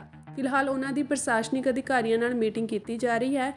ਟਰੱਕ ਆਪਰੇਟਰਾਂ ਨੇ ਚੇਤਾਵਨੀ ਦਿੱਤੀ ਕਿ ਜੇਕਰ ਮੀਟਿੰਗ ਵਿੱਚ ਮਸਲਾ ਹੱਲ ਨਾ ਹੋਇਆ ਤਾਂ ਉਹ ਮੁੜ ਹਾਈਵੇ ਜਾਮ ਕਰਨ ਲਈ ਪੂਰੀ ਤਰ੍ਹਾਂ ਤਿਆਰ ਹਨ। ਆਪਣੀਆਂ ਮੰਗਾਂ ਨੂੰ ਲੈ ਕੇ ਕੇਂਦਰ ਸਰਕਾਰ ਤੇ ਦਬਾਅ ਬਣਾਉਣ ਲਈ ਬੁੱਧਵਾਰ ਨੂੰ ਟਰੱਕ ਯੂਨੀਅਨ ਅਤੇ 5 ਮਜ਼ਦੂਰ ਯੂਨੀਅਨਾਂ ਨੇ ਇਕੱਠੇ ਹੋ ਕੇ ਫੈਸਲਾ ਲਿਆ ਸੀ। All India truck operators union Punjab ਦੇ ਪ੍ਰਧਾਨ ਹੈਪੀ ਸੰਧੂ ਨੇ ਕਿਹਾ ਕਿ ਸਰਕਾਰ ਸਿਰਫ ਮੀਟਿੰਗਾਂ ਕਰਕੇ ਸਮਾਂ ਬਰਬਾਦ ਕਰ ਰਹੀ ਹੈ, ਪਰ ਹੁਣ ਉਹ ਆਪਣੇ ਹੱਕਾਂ ਲਈ ਸੰਘਰਸ਼ ਕਰਨਗੇ ਅਤੇ ਧਰਨੇ ਦੇਣਗੇ। ਪਿਛਲੇ 2 ਮਹੀਨਿਆਂ ਤੋਂ ਸਰਕਾਰ ਨਾਲ ਮੀਟਿੰਗਾਂ ਕਰ ਰਹੇ ਹਨ। ਟਰੱਕ ਆਪਰੇਟਰਾਂ ਅਨੁਸਾਰ ਅਨਾਜ ਨੀਤੀ ਰਾਹੀਂ ਕੇਂਦਰ ਸਰਕਾਰ ਵੱਲੋਂ ਪੇਂਡੂ ਅਤੇ ਸਹਿਕਾਰੀ ਖੇਤਰਾਂ ਵਿੱਚ ਅਨਾਜ ਭੰਡਾਰਨ ਦੇ ਗੋਦਾਮ ਬਣਾਏ ਜਾਣਗੇ। ਹਰੇਕ ਗੋਦਾਮ ਦੀ ਸਮਰੱਥਾ ਲਗਭਗ 2000 ਟਨ ਹੋਵੇਗੀ। ਇਹ ਯੋਜਨਾ ਦੇਸ਼ ਦੀ ਖੁਰਾਕ ਸੁਰੱਖਿਆ ਨੂੰ ਮਜ਼ਬੂਤ ਕਰੇਗੀ ਅਤੇ ਅਨਾਜ ਦੀ ਬਰਬਾਦੀ ਘੱਟ ਹੋਵੇਗੀ। ਇਸ ਨਾਲ ਕਿਸਾਨ ਖੁਸ਼ਹਾਲ ਹੋਣਗੇ। ਉਹਨਾਂ ਕਿਹਾ ਕਿ ਸਰਕਾਰ ਠੇਕਾ ਦੇਣ ਵਿੱਚ ਦੇਰੀ ਕਰ ਰਹੀ ਹੈ, ਜਿਸ ਕਾਰਨ ਨਾ ਤਾਂ ਲੋੜਵੰਦ ਮਜ਼ਦੂਰਾਂ ਨੂੰ ਕੰਮ ਮਿਲ ਰਿਹਾ ਹੈ ਅਤੇ ਨਾ ਹੀ ਟਰੱਕ ਚਲਾਉਣ ਵਾਲੇ ਭੈਣ ਭਰਾਵਾਂ ਨੂੰ ਇਸ ਦਾ ਲਾਭ ਮਿਲ ਰਿਹਾ ਹੈ।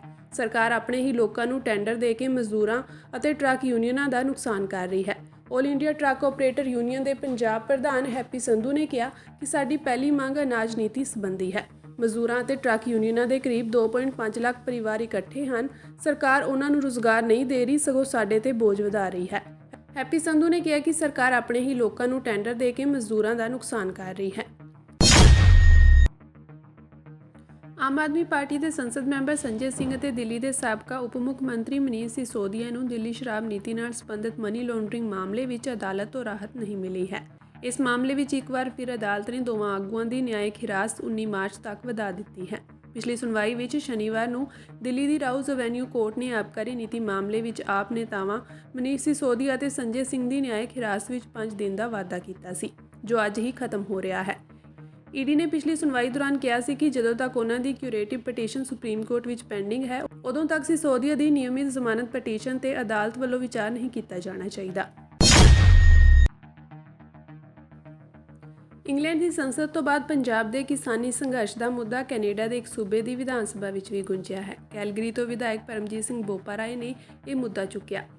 ਉਨ੍ਹਾਂ ਕਿਹਾ ਕਿ ਮੇਰੇ ਹਲਕੇ ਦੇ ਬਹੁਤ ਸਾਰੇ ਲੋਕ ਭਾਰਤ ਵਿੱਚ ਕਿਸਾਨਾਂ ਤੇ ਹੋ ਰਹੀ ਹਿੰਸਾ ਤੋਂ ਚਿੰਤਿਤ ਹਨ, ਜੋ ਇੱਕ ਵਾਰ ਫਿਰ ਤੋਂ ਆਪਣੀ ਮਿਹਨਤ ਦਾ ਵਾਜਬ ਮੁੱਲ ਪ੍ਰਾਪਤ ਕਰਨ ਲਈ ਦਿੱਲੀ ਵਿੱਚ ਪ੍ਰਦਰਸ਼ਨ ਲਈ ਜਾ ਰਹੇ ਸਨ। 28 ਫਰਵਰੀ ਨੂੰ ਅਸੈਂਬਲੀ ਦੇ ਪਹਿਲੇ ਸੈਸ਼ਨ ਦੌਰਾਨ ਆਪਣੇ ਬਿਆਨ ਵਿੱਚ ਉਨ੍ਹਾਂ ਕਿਹਾ ਕਿ ਪੰਜਾਬ ਦੇ ਕਿਸਾਨਾਂ ਵੱਲੋਂ ਆਪਣੇ ਖੂਨ ਪਸੀਨੇ ਤੋਂ ਵਾਜਬ ਆਮਦਨ ਕਮਾਉਣ ਲਈ ਸ਼ੁਰੂ ਕੀਤਾ ਸ਼ਾਂਤਮਈ ਕਿਸਾਨ ਅੰਦੋਲਨ ਦਾ ਪੁਲਿਸ ਅਤੇ ਨੀਮ ਫੌਜੀ ਬਲਾਂ ਨੇ ਬਹੁਤ ਜ਼ਿਆਦਾ ਹਿੰਸਾ ਨਾਲ ਸਵਾਗਤ ਕੀਤਾ ਹੈ। ਪ੍ਰਦਰਸ਼ਨਕਾਰੀਆਂ ਤੇ ਅਥਰੂ ਗੈਸ ਸੁੱਟਣ ਲਈ ਡਰੋਨ ਦੀ ਵਰਤੋਂ ਕੀਤੀ ਗਈ ਹੈ ਅਤੇ ਕਿਸਾਨਾਂ ਨੂੰ ਪਾਣੀ ਦੀਆਂ ਤੋਪਾਂ, ਰਬੜ ਦੀਆਂ ਗੋਲੀਆਂ ਅਤੇ ਧਾਤੂ ਦੀਆਂ ਗੋਲੀਆਂ ਦਾ ਸਾਹਮਣਾ ਕਰਨਾ ਪਿਆ ਹੈ। ਕਿਸਾਨਾਂ ਦੇ ਵਿਰੋਧ ਪ੍ਰਦਰਸ਼ਨ ਤੇ ਸਰਕਾਰ ਦੀ ਪ੍ਰਤੀਕਿਰਿਆ ਦੇ ਨਤੀਜੇ ਵਜੋਂ ਅੰਨ੍ਹੇਵਾਹ ਕੁੱਟਮਾਰ ਹੋਈ, ਹੱਡੀਆਂ ਟੁੱਟੀਆਂ, ਕਈ ਕਿਸਾਨ ਅੰਨ੍ਹੇ ਹੋ ਗਏ, ਇੱਥੋਂ ਤੱਕ ਕਿ ਇੱਕ ਨੌਜਵਾਨ ਸ਼ੁਭਕਰਨ ਸਿੰਘ ਦੀ ਮੌਤ ਵੀ ਹੋ ਗਈ। ਉਨ੍ਹਾਂ ਕਿਹਾ ਕਿ ਇਹ ਸਭ ਉਸ ਸਮੇਂ ਹੋ ਰਿਹਾ ਹੈ ਜਦੋਂ ਕੈਨੇਡਾ ਵਿੱਚ ਰਹਿੰਦੇ ਪੰਜਾਬੀ ਮੂਲ ਦੇ ਲੋਕ ਪੰਜਾਬ ਦੇ ਪਿੰਡਾਂ ਵਿੱਚ ਰਹਿੰਦੇ ਆਪਣੇ ਪਰਿਵਾਰਾਂ ਕੋਲ ਜਾਣ ਦੀਆਂ ਯੋਜਨਾਵਾਂ ਬਣਾਉਂਦੇ ਹਨ। ਇਸ ਕਾਰਨ ਬਹੁਤ ਸਾਰੇ ਕੈਨੇਡਾ ਦੇ ਲੋਕ ਆਪਣੀ ਸੁਰੱਖਿਆ ਪ੍ਰਤੀ ਚਿੰਤਤ ਹਨ। ਮੈਨੂੰ ਉਮੀਦ ਹੈ ਕਿ ਇਸ ਅਸੈਂਬਲੀ ਦੇ ਸਾਰੇ ਮੈਂਬਰ ਇਸ ਗੱਲ ਤੇ ਸਹਿਮਤ ਹਨ ਕਿ ਲੋਕਤੰਤਰੀ ਦੇਸ਼ ਦੀਆਂ ਨੀਹਾਂ 'ਚੋਂ ਇੱਕ ਆਪਣੇ ਅਧਿਕਾਰਾਂ ਲਈ ਸ਼ਾਂਤਮਈ ਪ੍ਰਦਰਸ਼ਨ ਕਰਨ ਦਾ ਹੱਕ ਹੈ, ਜਿਵੇਂ ਕਿ ਐਮਨੈਸਟੀ ਇੰਟਰਨੈਸ਼ਨਲ ਨੇ ਵੀ ਕਿਹਾ ਹੈ। ਮੈਂ ਕਿਸਾਨਾਂ ਦੇ ਵਿਰੋਧ ਕਰਨ ਦੇ ਅਧਿਕਾਰ ਦਾ ਸਮਰਥਨ ਕਰਦਾ ਰਿਹਾ ਹਾਂ ਅਤੇ ਹਿੰਸਾ ਦੇ ਡਰ ਤੋਂ ਬਿਨਾਂ ਅਜਿਹਾ ਕਰਦਾ ਰਹਾਂਗਾ।